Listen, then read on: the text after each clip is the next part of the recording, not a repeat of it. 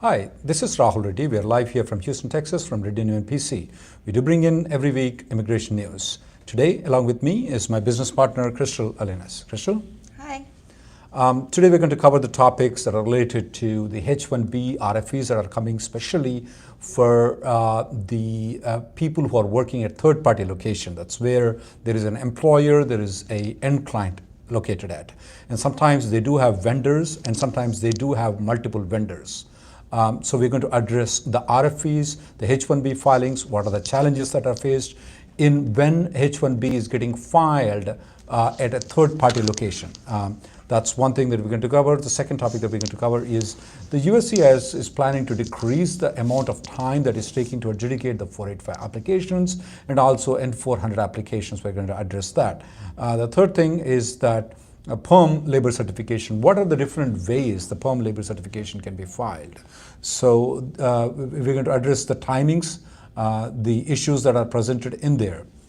We're going to also discuss the options that, the green card is taking a long time in United States. What are the other options? Can you do the Canadian green card? What are the options that are there if you want to do Canadian green card? We're going to address that. Crystal, on the H-1B, have you noticed any more RFEs since the Trump administration come in? Yeah, so definitely we've noticed an increase in RFEs, but not only that, we've noticed the difficulty in responding to those RFEs. We've definitely noticed that in this cap season and last cap season as well. Yeah, and especially when you have an end client and there is a vendor and there is your employer. Sometimes what happens, there is an end client, there is prime vendor, there is a secondary vendor, and then your end client. The USCIS, after the February 22nd USCIS memo of 2018, they started asking the contracts between the end client and vendor. For example, if the end client is, let's say, Pepsi, and the vendor, the main vendor is Deloitte, and then let's say, for example, there is another vendor, and then your employer comes in, which is ABC Consulting Inc. So they're asking the contracts between the Pepsi and Deloitte, and they're asking the contracts between the Deloitte and also the second vendor. Of course, they're asking the contract between the second vendor, secondary vendor and your employer, which you are easy to get it. If you're not providing the contracts between them and also the statement of work, it is becoming very difficult to get the H-1B approvals. And there are some vendors and some end clients who are refusing to give the contracts between them. We have requested many times and some of the vendors are not willing to provide. If in an alternative, the vendor or the end client is not willing to provide those contract or statement of work, what we are requesting is that if they would have a redacted, that means if they black out some of the information that would be there in the contract and release it to us to get the RFE, to address the RFEs. And sometimes when we're filing the H-1B also, if we have all those things, you will avoid getting the RFE. So what are some of the reasons why the end client isn't wanting to provide those contracts? Well, it's more confidential information that they have billing rates, they have information that is not related to this particular employee. Let's say, for example, in the case of Pepsi and Deloitte, now I'm just taking, please don't take those companies, I'm just taking, let's say, some end client, Pepsi Pa, and then we have Dilapa. Okay, so when there is a contract between both the things, there's a lot of information. There's thousands of people working for the particular end client through that vendor. So they don't want to release all that contracts that is there. And there's a lot of confidential information there, the software information is there, the rates information is there. They may not want to release that contract to the open public because once it comes to the employer, the employer actually employing the H-1B, it goes to the public, so they don't want to release that information. That's the reason why they don't want to provide the statement of work and the end client. And it becomes very tough. Now, Crystal, what do you suggest in the cases where they can't provide that information? We're getting the H-1B denied. What is the alternative for that? Well, they can provide evidence that they are actually at the end client location, maybe pictures of the literal place where the beneficiary's desk where he or she is sitting, maybe any badges that they may have, any email correspondence that they have that demonstrates that they are actually sitting at the incline while also maintaining that employer-employer relationship with the sponsoring company. Yeah, we may also suggest that you may want to try to get all these information well in advance, like the end client, the SOWs, even those, as Crystal has suggested, the alternative documentation. It used to be very fine until Trump administration came in, but the February 22nd memo of 2018 is where threw everything off guard in that, and then we started getting the denials. I may suggest that if you're an employee, you're working in an EVVC model or EVC model, if I were you, I would try to get a job with a direct employer and avoid a lot of these denials. Not only denials, sometimes, Crystal, when they're giving an approval, the statement of work is only for 6 months. They're only getting 6 months approvals and maybe sometimes 1 year. So you're getting the denials, you have getting the shortened approvals. Sometimes we have noticed that the statement of work is only given for 4 months, and by the time the H-1B is adjudicated, it takes 6 months. We got the H-1B approval 2 months before the H-1B is approved. I mean, so if you are an employee and you're trying to get your footing in the United States through H-1B, try to get a job with a direct employer rather than the EVC model. You tend to get an RFE. If you get an RFE, I would strongly suggest you to choose a nice lawyer to respond to the RFE. Make sure that you get as much documentation as possible. You may also want to get the specialty occupation evaluation done by a professor. What we are noticing is that when we are getting the specialty occupation evaluation done by a professor, at least it covers the topic of the specialty occupation. It still does not cover the issues of the end client letter and the SOWs, but it does cover the specialty occupation. When they are issuing the denials of these H-1Bs, they are not just directly saying that you didn't provide me the contract between the vendor and the end client. What they are telling is that we are unable to establish that this is a specialty occupation because you didn't provide all the information, like the end contract between the end client and the vendor. So what we are suggesting is to get the professional evaluation done by a professor. When you do get that one, you may want to have the professor speak directly with the end client manager and the employee, and then he does document that in his specialty occupation evaluation. That is very important, very crucial. When we notice that the specialty occupation evaluation is done by a professor after speaking with the end client and also after speaking end client manager and also speaking with the employee, it becomes very strong evidence to get the H-1B approval. You may want to consider now. I know that that's going to cost you approximately $1,000 for the employers, but this has become very essential right now. The percentages of approval when we have the specialty occupation evaluation by a professor and when compared to when we don't have it, the percentage of approval is very high. You may want to. And as I said before, you may definitely want to consider whether or not you want to end up working with a EVC model or directly with an employer. Crystal, on the issue of the USCIS, we thought that USCIS will never try to cut down the time. Now we have the news right now with regards to the USCIS plans to cut down the time on the adjustment of status and the naturalization. Can you explain more about it? So basically USCIS plans to decrease the wait time for naturalization applications and adjustment of status applications. So currently processing times for those two types of applications are very dependent on the field office location. So for instance, if the field office is in Houston, your application is sent there because that's where you are. That could take a year to 2 years to receive your green card. If your field office is in San Antonio, for instance, you can receive a green card in 7.5 months to a year.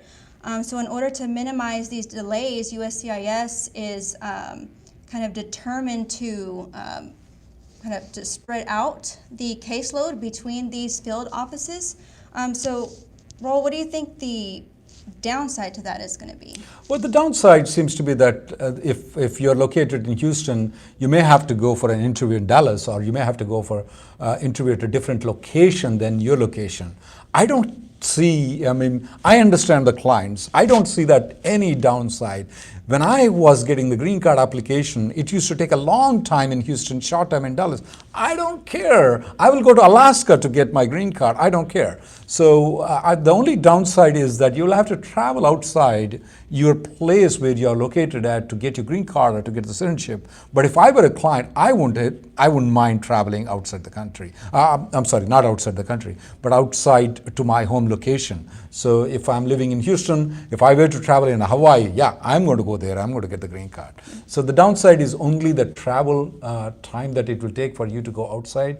I would definitely choose that. There is no downside. I hope this administration is going to expedite it, especially for the adjustment of status and naturalization timings. In some places, it's about 3 years. I mean, that's a long period of time. If I'm going to get the green card 2 years earlier by traveling, I don't care. I don't know if there is any other further place than Alaska and Hawaii. I would still go there and get my green card. Do you think the distance is going to be, they're going to make it reasonable? We have no idea. That's a good question that you ask. You know, let's say, for example, if San Antonio is 8 months and let's say Alaska is only 3 months, would they move a Houston case to Alaska? I wish. I don't care. Even in the cold winter, I'm willing to go to Alaska to get my green card. That's the way I am. I don't think so most of our clients will be worried about it. But I'll be wondering if they would move the Houston case to Alaska. They might at the most move to Houston, a Houston case to Dallas and to San Antonio, but definitely not from one New York to, they might move to New Jersey or Philadelphia location, but definitely they may not be moving to Alaska or Hawaii to get the things done. On the PERM issue, PERM labor certification is what you need to file. Now, Crystal, it becomes essential for people when they are coming very near to the 5th year completion, and also sometimes when they're coming to the 6th year completion, because if you file a labor certification before the 5th year, you can extend the H-1B beyond the 6th year afterwards. And if you get I-140 application approved before your 6th year. Now, what are the ways, how long does it take for you to file a labor certification? So currently we're seeing processing time, or to file the PERM application is about 6 months. Wait. So if I come to you and give a case to you, it takes 6 months for you to file a green card application, PERM application? Why does it take 6 months to file a green card application? So right now it's really dependent on prevailing wage determination processing times. We're seeing those at 4 months right now. So in order to file a PERM application, we have to have the prevailing wage determination in hand. There's no way around it. So can't we go online to the OEC website just like the way we get the H-1B and get the prevailing wage? No, the Department of Labor is going to issue the prevailing wage to the employer. We can't do that. Okay, then it's taking 4 months to get the prevailing wage. Right. And then once we receive the prevailing wage, there's going to be a recruitment process that your employer will have to go through. That's going to be a minimum of 60 days. So that's where we're getting the 6-month period right now. And we're seeing it extend that long because of the prevailing wage processing times. Now there is a way to kind of decrease this processing time, and that's if you begin recruitment or begin the advertising process while you're waiting on the prevailing wage determination to be issued. That way, the recruitment will be complete after 60 days. Once we receive the prevailing wage determination from the Department of Labor, we can immediately file your case. So that cuts it down to about 4 months as opposed to 6 months. And this can become really important if, as Rahul said, you're reaching your 6-year limit, which we've been experiencing a lot lately. So 6 months period, if we wait for the prevailing wage to be approved, and then 2 months for the recruitment. So if we do the recruitment at the same time file the prevailing wage, it's 4 months. Why? What is the downside of picking the 4 months though? So recruitment's only valid for 180 days. So if processing times continue to increase, there's only a short window to allow for any, negative things to occur with anything in the process, whether it's during the recruitment process, whether it's something happening with the prevailing wage request. The Department of Labor can issue a request for information on the prevailing wage request, which would extend the processing time of the prevailing wage. So you risk those advertisements expiring and the employer having to begin the process over again. So you're speaking about the advertisement expenditure and the recruitment expenditure. Right. Is the main drawback for you to go through the 4 months process instead of the 6 months process. Although there's not any filing fees for the labor certification process, the advertisement fees can be very costly. Now, Crystal, once we file the labor certification, how long it's taking for you to get the labor certification approval? So that's kind of the good thing that's happening right now. We're seeing cases approved in as little as 1.5 months to 3 months. Nice. So at least we're kind of getting some. So in other words, there. we have 6 months of the labor certification filing process. You're taking more time, and the government is taking only 1.5 to 3 months. And then, of course, we can file the I-140 in premium processing. So the total time period to go from 0 to get the I-140 approval is approximately 10 months. Right. But you're telling that you can cut down by 2 months by doing the recruitment and the advertisement at the same time. You may be able to cut down the period of time. So the total period is going to be from 10 months, it might drop down to 8 months, or maybe even 7 months to get the I-140 approval. Mm-hmm. Now, what if the company already has the prevailing wage and has already done the recruitment? Can some employee file immediately? How does that work? Yes, as long as the prevailing wage and advertisements are still valid and there's a job available for that particular field. Right, then the employer can file for an employer, sponsor an employee for that same position. So they can file within 1 week period of time? You can do it? Sure, if everything meets the requirement, right. If the company has the prevailing wage and the recruitment results already done, and the employee fits into that criteria, the job is available, you can file the labor certification 1 week period of time. Right. Not like the 6 months that you said. Right. So the 6 months is not what you are taking. The 6 months is the mandatory period that you're speaking. Right. 6 months or 4 months that you're speaking about. That's good to know. That's if we're starting from nothing. Yeah. And then what we advise people is that if you are an H-1B, don't try to wait for the last moment of time to file the labor certification and get an I-140. Try to get the labor and I-140 as soon as possible, because once the I-140 is approved and it's been 6 months that your I-140 is approved, that I-140 will belong to you. Don't wait for a long period of time. It's a very bad idea to wait. Get it taken care. In the first year you're on the H-1B or the second year you're on the H-1B. Don't try to go at the end of the time. Now, for the Indian nationals, you may not be getting the green card through this labor certification I-140, but you will get the H-1B extension beyond the 6th year. And for the H-4 EAD options also, you would be able to get the H-4 EAD if you have an I-140 approval. For that reason, you should hurry up on those things. So why do you think individuals choose to wait until? Well, one thing they would like to wait on the PERM application is, well, I'm not sure how long I'm going to stick with this company. That's one thing. And a lot of people, I am not sure, I'm going to go to my home country after my 6th year, and then they change their mind afterwards. And we do see that every day. Some people are just lazy. Some people don't want to pay attention on it. What I normally recommend people, because coming from an immigrant community, Crystal, it's not that easy to get a green card and to get all this immigration process.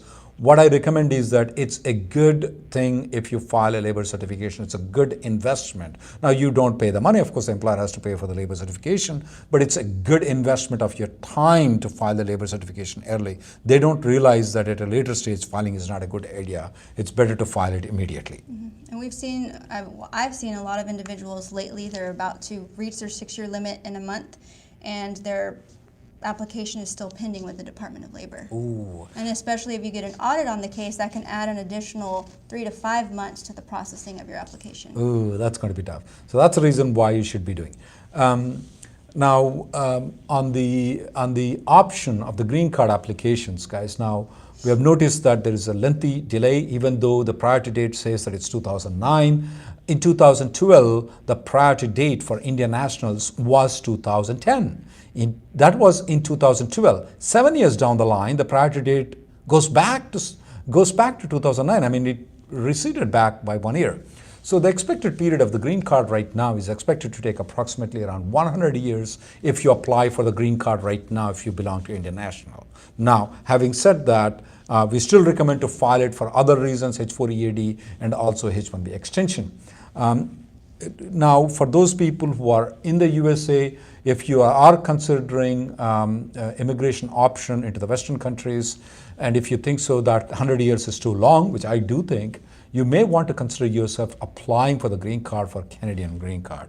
I was being told that the Canadian green card takes about 3 to 6 months. Have you done any Canadian green cards? Do you do Canadian green cards? No. Unfortunately, our office does not do it, but we still recommend people. Just because we don't do doesn't mean that it's not a good option for you. If I were an immigrant, I will look into the Canadian green card option. If you want to ask any question, guys, you can post it on the Facebook and also on the YouTube, and we will be trying to answer as much as possible. Good question that came out from Katie, Kayara Katie from YouTube. Have you received any H-1B lottery rejections yet? No, we have not received a single lottery rejection yet. We have not been receiving receipt notices from past 1 month, but as of today, that is June 18th of 2019, we have not received a single rejection. We are expecting probably starting from next week to start getting rejections. I have a question here, Rahul, from Louder. Facebook from Sunal. Can I travel out of the country after applying for H-4 EAD? If it is just a H-4 EAD, not the H-4, if you have the H-4 approval, you don't have any problem in traveling. But if you have a H-4 pending, you're not supposed to travel. Just an EAD, you can travel, your EAD will still be adjudicated. I have another, Prabhu, can we initiate the H-1B transfer with multiple employers at the same time? It's from Facebook. Prabhu, yes. If you initiate multiple transfer at the same time, it's not a problem. It's not an immigration problem. Morally, I'm not going to speak very much about it, but as far as the legalities are concerned, it's not a problem. Yes, we did advise people not to file multiple applications at the same time. That is only when people are trying to circumvent the lottery system of the H-1B. In this case, if you're initiating a transfer, you're perfectly legal, absolutely no problem with that.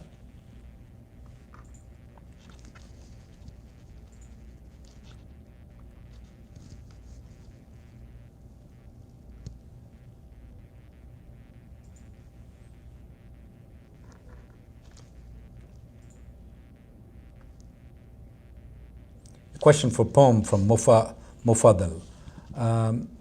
If it goes to audit, how long it's taking to get the adjudication done by the DOL if the PERM is audited? From the time of responding to the audit, it's taking anywhere from 3 to 5 months right now to get an approval or an adjudication on that application. Vinith Kumar has a question on the Dropbox. Are people getting stamped through the Dropbox? Yes. If you're eligible for the Dropbox, people are getting, but it's not essential that it's not mandatory that you must get the Dropbox stamping. We have noticed that some of the times they have been calling people for the interview and then adjudicating the cases based on that. I have a question here on the I-539. From the YouTube, her I-539 has been filed for H-4. She got the fingerprint done, and the H-4 is not adjudicated. Her husband's H-1B is already approved. What to do?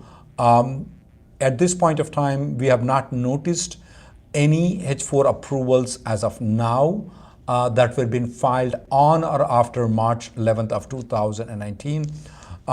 We have sued USCIS on it. We're expecting results pretty soon. The next batch of suing the government on the H-4 applications will be filed by the end of this week. You may want to consider join REDDY NEUMANN PCs suing the government on the H-4 application. It is worth for you because it's taking a long time for them to adjudicate the H-4. And since the H-4 is linked with the EAD, if the EAD expires, you have to stop working. That's one of the reasons why your H-4 needs to be approved.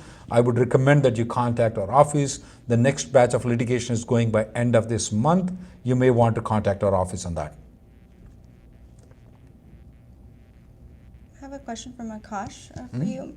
He's saying that his wife has an H-4 EAD until 2022. Would it be a problem if he changed employers? No, good question. No, if you change the employer, your wife's EAD is still valid until 2022. She can continue working until 2022 as long as you maintain the H-1B status until 2022. She can continue working. Just because you change the company, she can still continue working for H-4 EAD. Ooh, Parikshit has this question. Is there a chance for 2007 visa bulletin fiasco repeating again? I wish we get into that fiasco. I don't know, in 2015, there was some problem where they said the priority dates have moved all the way to July 2011, but they actually didn't move. We tried to prepare the filing the applications, we didn't.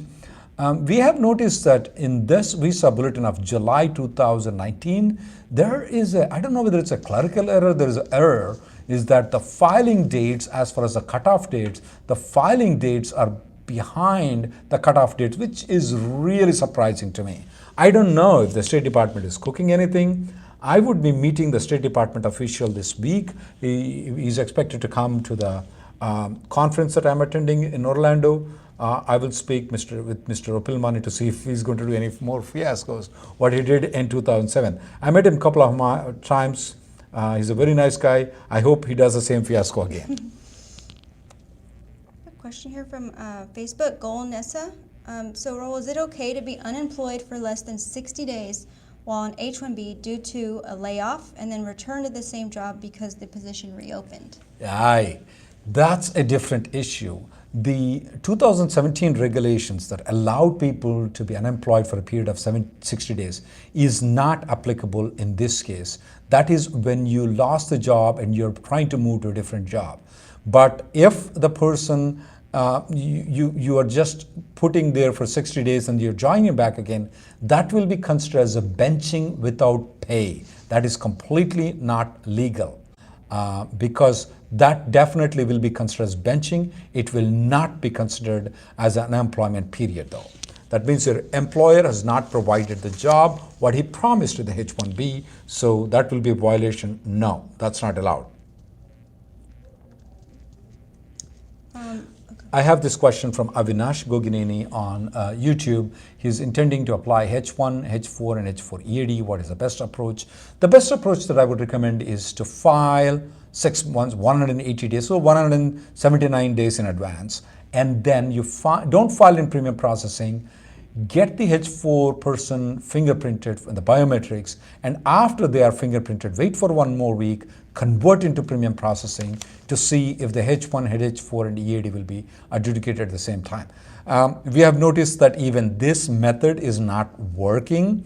You can try this method. If this method still doesn't work, you may want to contact a litigation lawyer, which in our office is Stephen Brown, and then might want to litigate. And but you have to first do your efforts, file your H-1B, wait until the fingerprints is done, and if it's still not adjudicated, you contact Stephen Brown in REDDY NEUMANN PC. A question here from Facebook, Prashant. What is the best way to respond to USCIS on multiple year of CPT at the same level of education? So I'm assuming this is a maintenance of status issue. Yes. So in this case, we've been advising, and you can add to this as well, is to convert the case to consular process so that we don't have to deal with the status issue at all, because you don't want a determination on the status issue from USCIS. So if you file or convert into consular process, you sort of bypass that maintenance of status issue. And as Crystal, you might have faced a lot of these RFEs, and we haven't got any denials because we always opted for the option of the consular processing. It is very tough to defend where you are located at, particularly from the universities we are speaking about, Campusville or Cumberland universities. We have noticed that they do give day one CPTs. It's going to be very tough to defend those things. We would strongly recommend to do the consular processing. And also another thing is that even though there is a temporary stay on the unlawful presence issues, if the USCIS determines that you're out of status. They may still give you the H-1B approval. It becomes a problem if the court suspension on the, court has put an injunction on implementing the unlawful status. When that injunction is taken off, you might be in a 3-year or 10-year bar. So for that reason also, you may want to convert into consular processing so that that question whether or not you maintain the legal status is never answered. Can we file, questions from Sagar from YouTube, can we file concurrent H-1B with same employers with multiple client? Will there be an issue? If you're filing concurrent H-1B, I'm a bit worried. Is it if it's the same employer filing for multiple different clients, you can use the same H-1B. You don't have to file a concurrent filing. You can file a same H-1B application, have different LCAs, file it in one H-1B application. That's not a problem. You don't need to go for concurrent. You can file one H-1B for all those things. Anup Gadve from YouTube has this question. Is statement of work required for visa stamping? We haven't seen them asking for the statement of work at the stamping. We have not noticed at this point of time. It may come up in the future, but at this point of time, it's not coming up.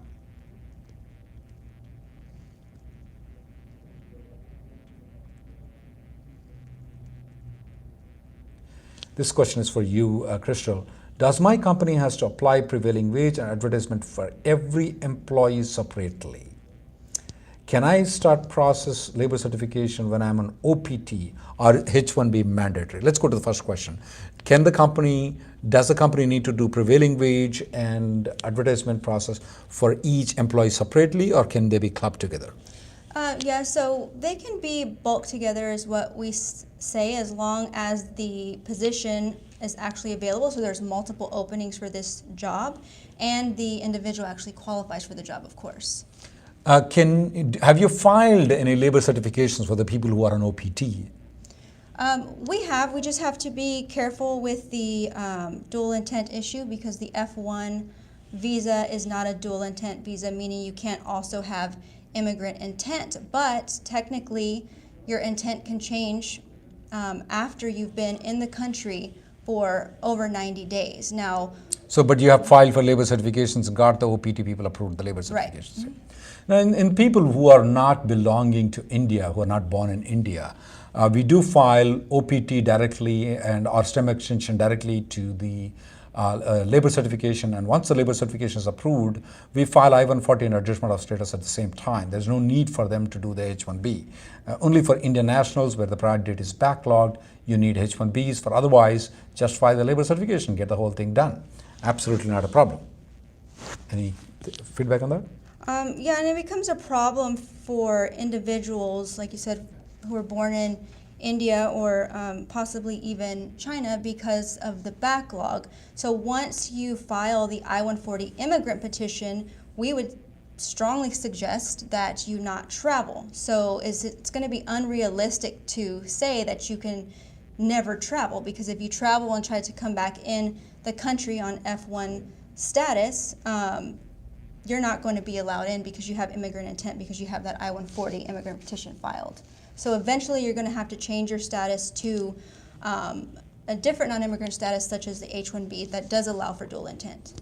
San has this question. Can an employee pay for the labor certification process?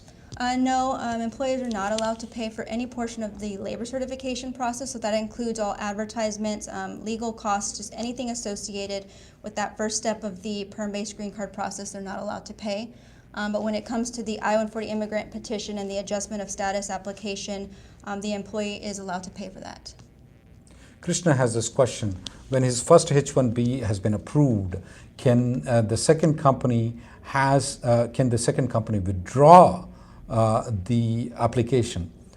Yes, they can withdraw the application. It should not impact on the first application.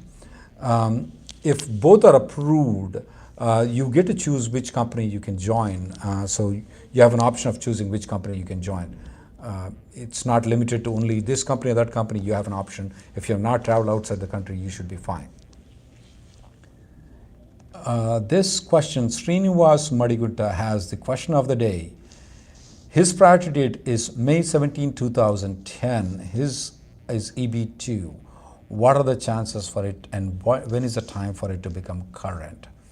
Srinivas, this in 2018 February, I predicted it may be approximately 6 to 8 years by the time it crosses May 1st of 2010. The reason why I stick to May 1st of 2010 is, probably Srinivas, you already know that, it was current until May 1st of 2010 in 2012. So now we are in 2019, it still is not current. In 2018, I predicted to 6 to 8 years. Hopefully I'm wrong, and then you can get the green card, but my projection should be approximately 2024 is where I'm expecting the priority date to move. I have gone wrong many times on that. I hope I go wrong and you get the green card earlier. And you can find this article if you want to on rnlawgroup.com. Why I'm projecting it's going to take 8 years. That was in February 2018, 6 to 8 years.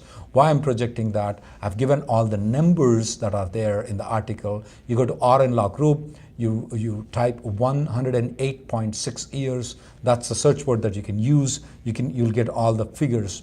How many applications are pending that were filed on or before May 1st as a priority date, where they are pending, what is the status of each of those applications. You can see in the links that I provided there. I have a question for Nikhil for you, Rahul, from Facebook. I am on OPT. Is it possible to it went away. Is it possible to hold equity as a salary? Equity as a salary on the OPT? That's what it's. Is it an OPT or some extension? Just states OPT. I may want you to consult a lawyer, because if you are receiving a compensation, you must, if it's just an equity, especially an OPT, I would request that you contact the lawyer, because that's a very tough question to answer, especially within 1 minute. We need to know, are you paying the taxes? Is it part of it? How does that work out? What was the offer letter to the DSO said? Are you working in the same field in which you are been assigned to? If equity is the only thing that you're getting, that may be a problem. If equity is one of the other things that they are giving it to you, like a stock options or so, then that probably is a good option for you. But if you're not receiving any compensation, that may be a problem for you. I have a question from Nimesh. How much time will it take for the 45 interview after receiving the EAD? Typically, it's taking anywhere between 12 months to 24 months, depending on where you're located at. EAD is taking about 6 months from the time you get it, so it may be 6 months to 1.5 years for you to get the green card.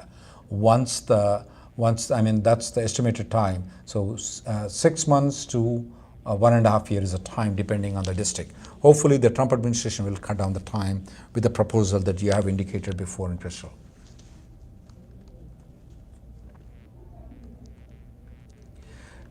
Anam has this question from the YouTube. What kind of questions do you get on EB3 adjustment of status interview? Typically, when you go through the interview process, they will ask more about your employment. They'll ask all other things. Are you a terrorist? Have you done any crime? Those are routine questions. You already know what those things are. But they will ask mostly about your employment, how you got the employment, what your salary is, where you're working at. Sometimes they do get confused, especially for the third-party placement, where the employer is located in Florida and you're located in New Jersey. Is that allowed? Yeah, you can get the green card based on that. That's not a problem. But sometimes the officers it will become tough for them, especially you have to cite the labor certification approval. Normally, the labor certification approval will have that you can work in unanticipated locations. What column is that you put it on the unanticipated location? The unanticipated locations, we put it under the job location information, the employee's information, because sometimes it's going to have the address where the employee is actually staying is not going to match the headquarters of the sponsoring company's location, so we place it there. And then we place it multiple other places just so the officer can see it. So that's what you might want to take the labor certification, show to the officer that, look, my labor certification has been approved with an unanticipated location, so I'm fine to work in New Jersey, even though at the time of filing the labor certification or filing the adjustment of status, I might have worked at a different location. You may want to prepare yourself. That's the main question that pops up. The second question that normally people pop up is that on the labor certification, the salary is put, let's say, $80,000. Now the guy is making $260,000. Wow, that's good salary that you're making. Will that create any problem? No, we have not noticed that has created any problem. When we draft the employer letter, we say that is a minimum salary of $80,000. So if you're making more than that, that should not create any problem. But it would be better that you prepare yourself before you go for an interview. I normally will train the client what are the questions that are going to come in. I will ask, what is your answer? And then I will see if that answer is contradicting. If it's contradicting, I'll say, do you think so? This is right. And then they may correct that one too. So typically what we notice is that working at a different location, salary, these are some of the things that pops up. The job description, sometimes they may ask, but I'll be very surprised if they would know very much about the job description. I myself don't know much difference between the .NET and SAP. I think they're all the softwares. They may be different for you guys, but they are the same thing for us. But sometimes we do expect them to ask questions on those things. At the time when you go for the interview, they do have your labor certification, they do have your I-140, and they do have your 485J supplement in front of them. They'll be looking at it. I would rather want you also to look at it to see if there is anything that you feel is not proper. You should discuss with your lawyer, not with the officer. So be prepared with the labor certification, I-140, and 485J supplement.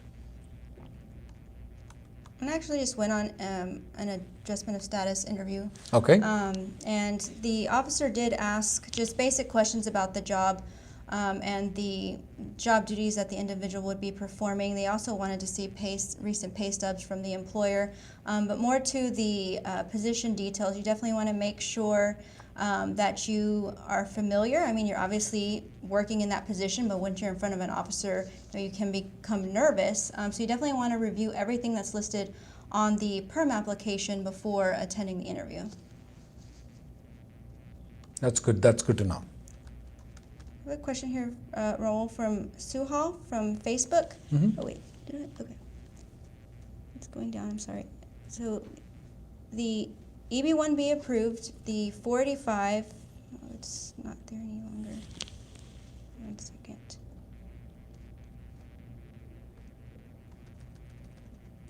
I don't see it any longer. Brigitte has this question, are you guys doing extraordinary ability green card, EB-1A? Yes, our office does EB-1A green cards.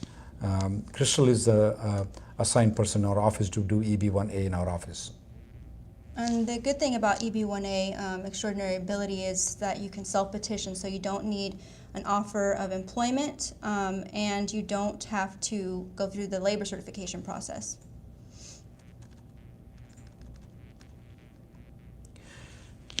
Lakshmi has received a H-1B approval. I'm assuming that it's in the new quota. Is it a good idea to go for Canada for stamping? Yeah, you may be fine to go to Canada for stamping. But my main question is that are you going before October 1st or after October 1st? I'm assuming that you're going after October 1st. Don't go before October 1st. The reason is that if you go there before October 1st, how are you going to come back? The H-1B starts in October 1st. You can't come back on F1 because you don't have an intention to stay temporarily in the United States. So if you're going after October 1st, especially if you have received a master's degree in USA, I'm fine for you to go to Canada to get the H-1B stamped. Question from Nimesh from Facebook. My EAD is approved and I-140 approved. 485 has been pending for more than 180 days. Is it advisable to change jobs or wait for the 485 approval? So essentially, or wait for the green card to change jobs if it's been pending for over 180 days at this point. Yeah, if it's pending for more than 180 days, you can change the job. However, you need to file, the new employer need to file this is an EB-2, is it right? Did not say. I'm assuming it's an EB-2. If you are changing a job, you can the new employer need to file a 485J supplement. Previously, it was called AC-21 letter. Right now, they made it official from January of 2017. There is a form called 485J supplement. The new employer needs to file the 485J supplement. Now, if the new employer does not file the 485J supplement and your previous employer withdraws the I-140, they will deny your 485 application. So I would essentially try to file the 485J supplement as soon as possible before any action is taken by the previous employer.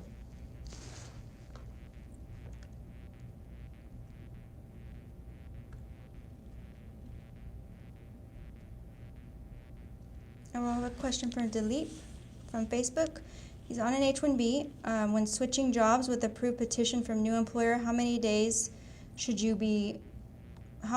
you go without working? Switching employer from company A to company B, you may, under the regulations, be unemployed for a period of 60 days right now to be unemployed. I have this question. I have done MS through an online but an accredited university. Does it qualify for the master's quota? If it's an accredited university, it should be able to qualify for the master's quota. It must not only be accredited, but it must also be a non-profit organization. I would want to evaluate it a little bit more thoroughly if it's a good university, because what you consider accredited, sometimes what happens, it may be accredited for some of the courses. The university might be accredited for some courses, but it might not be accredited for the other courses. So you may want to be careful before you file a H-1B application. Don't come at the end of March and go to an immigration lawyer and say, hey, can you look into it?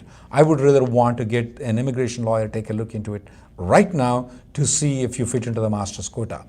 Generally, if it's a non-profit organization and it's an accredited university and your course is also accredited, you would be able to file in the master's quota. Not a problem, even though you did an online thing.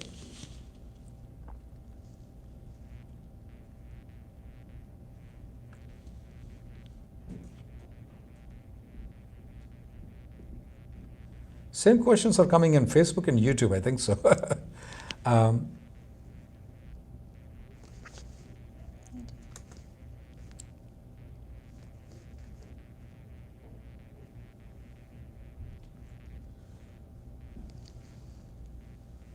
Do I see any H4 EAD approvals after the biometrics? H1B has been applied in premium processing and is approved. Harish, no, we have not seen a single H4 approval after the biometrics started. Not a single of them yet.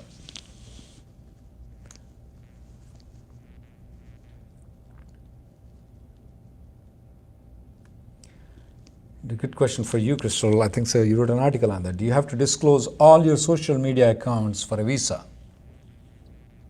I believe it's within the last 5 years. Only 5 years, not before that. Right. So if you're not active the past 5 years, like Orkut, maybe I have an account, I don't even know. So if I have not activated that, it's not necessary Right. to. But in general, though, if you remember, even if it's more than 5 years, my advice is to just give it to them.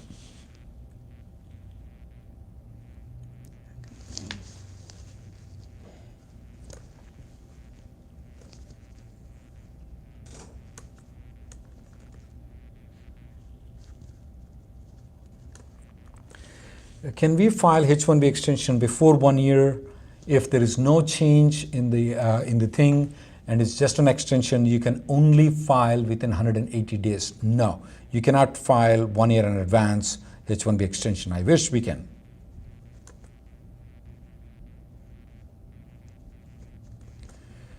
F1 extension is pending. How do I get my license renewed in Texas? Ooh. Unfortunately, Texas is very bad. I have no way that I can assist you in getting the extension in Texas. There are some states like Washington and maybe California that will allow, but definitely Texas is a very strict state. They won't allow. They won't give it. They won't give a extension of the driving license in Texas, unfortunately. I have a question from Sridhar from Facebook. He wants to know if he can file an H-1 transfer before the change of status is approved. H-1B, again, please. So if he can file an H-1B transfer before the change of status is approved, so before it's effective as of October 1st, can he file that prior? What visa status he is in right now? He didn't state. Yeah, we need to know, when you say change of status is pending, we need to know what status you are, and I would want to have more clarity. You can come to our daily conference call so that we can have more interaction in it. For those people who are listening to this one, it's there at rnlawgroup.com, and then we will be able to answer those questions with more interaction there and there.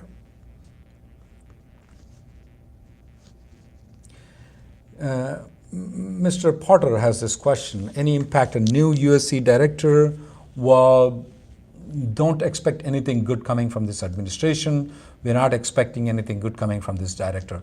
Even though I said that, but this recent USCIS on the AOS and the N400 might be a good vibe, but I'm not sure if this guy is going to continue doing good things.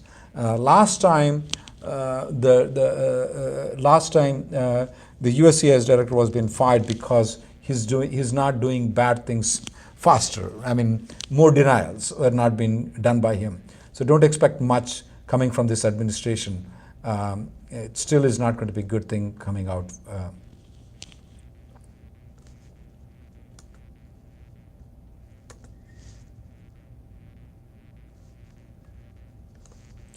What are the chances for the H-4 EADs coming along the premium processing? Is there a chance the administration might change their opinion and approve along with the H-1B? That's a question coming from YouTube. We started suing the USCIS and we are expecting more, hopefully so, to not get sued. There is a chance that the USCIS might change the policy, but to do that, we might have to file multiple lawsuits. We only file, we're filing 4 to 10 people each time we are filing a litigation. What they do is that instead of changing the policy, they just approve those cases and we withdraw the application. So if more suits are being filed in the federal court, the USCIS might change their opinion and might adjudicate the H-4 along with the H-1B. I have a question for Harisha from Facebook. Can I travel to India for the H-4 extension and come back and file the H-4 EAD application? Yes, that may be a good idea that we may be suggesting.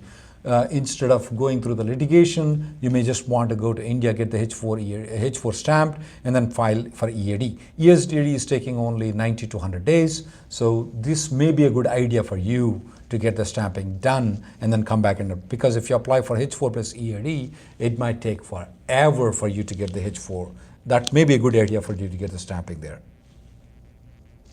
Another question from Arindam from Facebook. Will there be any change in wait times for H-4 approval? My spouse's H-1B is already approved. Yeah, if your H-1B is approved, H-4 is still pending. It may take a long time. You may want to be part of the litigation. Otherwise, we have not seen any H-4 getting approved that was filed on or after March 11th. I have this good question that comes up with Harsha Macherla from YouTube. Can we file an amendment with a different location responding to the RFE? That is going to be a sure denial if your location has been changed. If it's in a new quota, you may be doomed, your H-1B might be denied. But if it's not a new quota, it's just an extension, your I-94 is still valid, there are a lot of different options that you can pick. But if it's a new quota, you may not have any option. If you have changed the location, you may get the H-1B denied. Question from YouTube, from Savvy. What's the processing time for advanced parole? It's taking approximately 4 to 6 months right now to get an advanced parole. The problem is that if the advanced parole is pending and you leave the country, that is considered that you have abandoned the advance parole application. It's no longer valid even if it's approved. So you may lose that application. So for example, if you have the advance parole valid until August and you are planning to travel while the advance parole extension is pending, yes, you can go and come back before the advance parole expiration, but your existing advance parole will be denied. Even if it's approved, I don't want you to use it. I want you to come back before the expiration and file one more advance parole extension. I have a question here from Ray from Facebook. STEM extension is pending, so STEM OPT. H-1B was chosen but not approved. Is there any scenario where I can't work after September 30th, 2019? STEM extension is expiring, is that right? It's pending. STEM extension is pending and the H-1B has been filed. Well, you're not cap if STEM extension is pending. You can work until 180 days if your STEM extension is pending. We have noticed that the EAD period is only taking about 90 to 100 days. So if the OPT expired and your STEM extension is pending, you can work up to 180 days even if you don't receive the EAD approval in your hand. You can work until 180 days. Now this provision is not there for the H4 EADs. This is only for the STEM extension people, and this provision of working for 180 days when the extension is pending is also available if you are in adjustment of status, you filed for H4 EAD extension. Do you think that he'll have any issues with SEVIS if the H1 was denied? If the H-1B is denied, good question though. If you have filed for H-1B and you file for change of status application, when your change of status is getting denied, you may want to contact the lawyer or you may want to contact the DSO to make sure that you are still in the SEVIS system. If your change of status, if your H-1B is denied, you should still continue being on the SEVIS system and continue using the STEM extension. But I want to make sure that when the H-1B gets denied, try to log into the SEVIS system, try to speak with the DSO to make sure that you are still in the system. We have noticed that the SEVIS system is kicking the person out even though the person is not in the cap gap. You may want to contact the DSO. If that happens with you, you want to contact the DSO. You want to make sure that they fix the error. It's a clerical error that needs to be fixed. It's called data correction. You need to contact the DSO to contact the USCIS to have the data corrected. A question from Anam from Facebook. After the green card interview, how long will it be until he actually receives the green card? The last interview I went to, it was approved. We saw the approval or the status change that next day. But I really think it just depends on the case. So it's case by case. And then how many months is required for him to continue to work for the sponsoring company before transferring to another company? Yeah, sometimes the interview process after the interview happens, it might take, as Crystal has pointed out, immediately if the officer is efficient enough.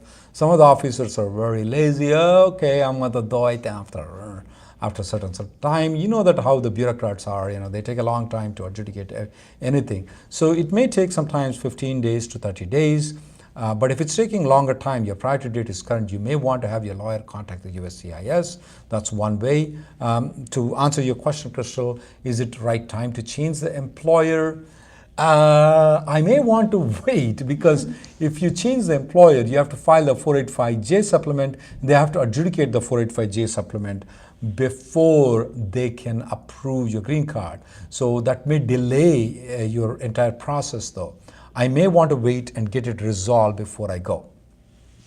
Anything else? It's coming time to close. Anything else you want to add, Crystal?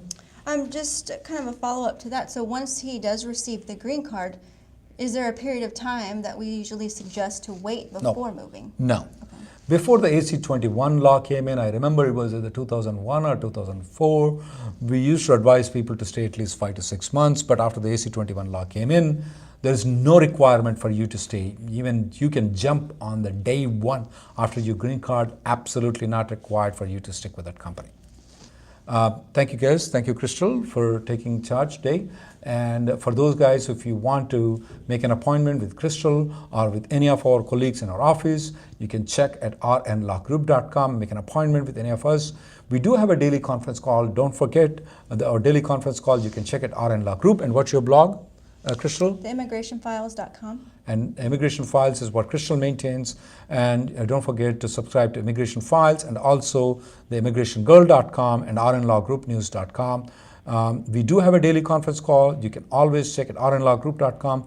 We do answer every day, free conference call. You can come in, ask the question, half an hour, you can ask any question. And the lawyer will be present every weekday, every single day for you guys.